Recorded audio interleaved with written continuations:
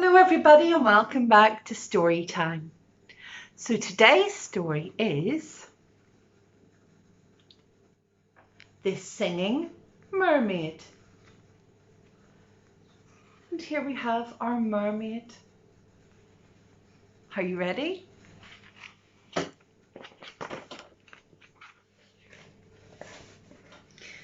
Did you ever go to Silver Sands on a sunny summer day? Then perhaps you saw the mermaid who sang in the deep blue bay. She sang to the fish on the ocean, to the haddock, the hake and the ling, and they flashed their scales and swished their tails to hear the mermaid sing. And sometimes the singing mermaid swam to the silvery shore. She sat and combed her golden hair, and then she sang some more. She sang to the cockles and mussels, she sang to the birds on the wing, and the seashells clapped and the seagulls flapped to hear the mermaid sing.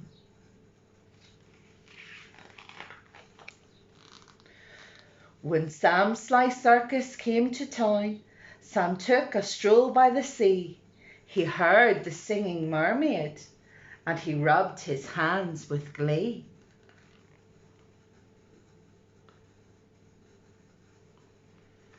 He said, "I could make you famous, I could make you rich," he said. "You shall swim in a pool of marble and sleep on a fine feather bed. You shall sing for the lords and the ladies, you shall sing for the queen and the king, and young and old will pay good gold to hear the mermaid sing."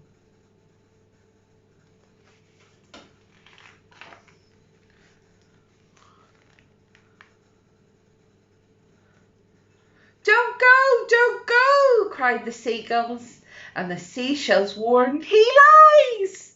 But the mermaid listened to old Sam Sly and smiled as he waved her goodbyes.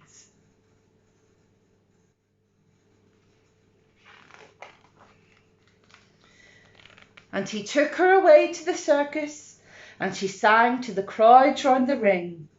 And more, more, more came the deafening roar when they heard the mermaid sing.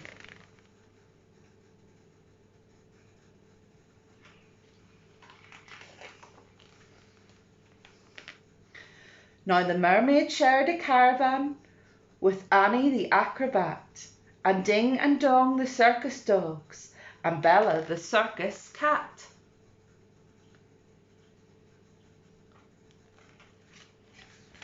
And she made good friends with the jugglers, and the man who swallowed fire, and the clown with the tumble-down trousers, and the woman who walked on wire.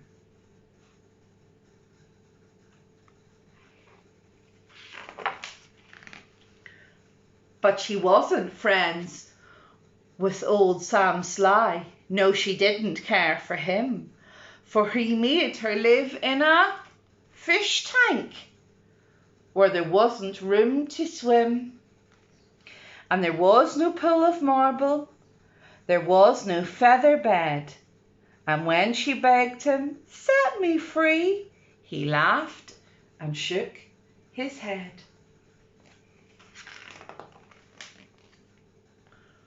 All summer long the circus toured, all autumn, winter, spring. And many a crowd cheered long and loud to hear the mermaid sing.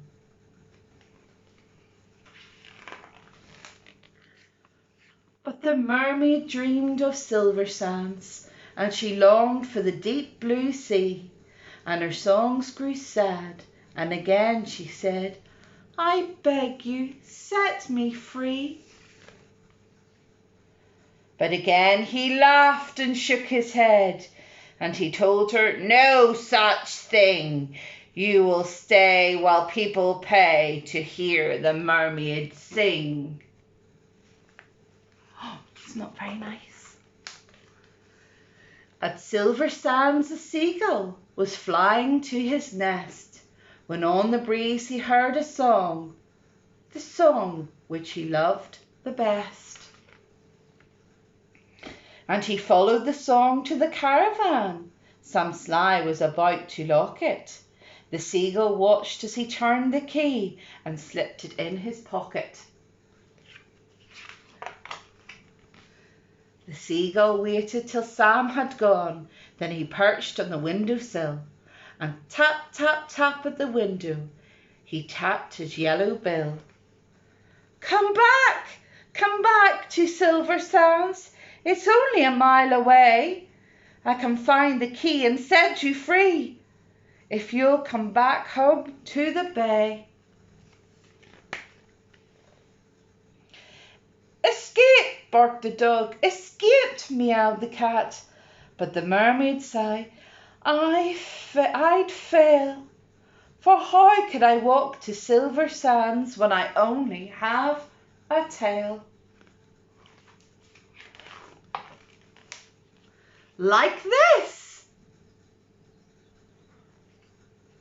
cried Annie the acrobat, and she stood upon her hands. This is the way, the only way to get to Silver Sands.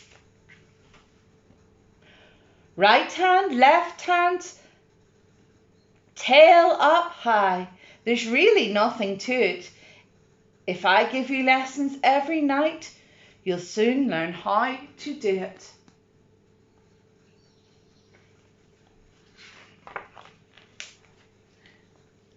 Next week, while Sam was snoring, the seagull stole the key.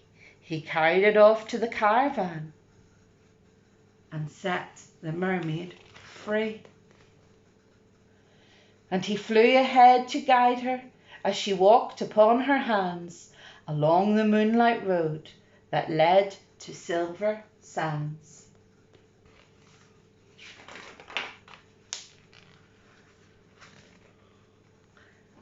And the creatures on the seashore and the fish beneath the foam jumped and splashed and danced with joy to have their mermaid home.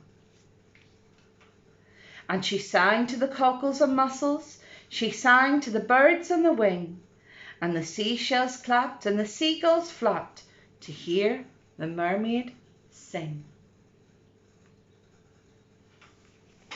Well, I hope you enjoyed today's story, and I will see you again soon. Take care. Bye-bye.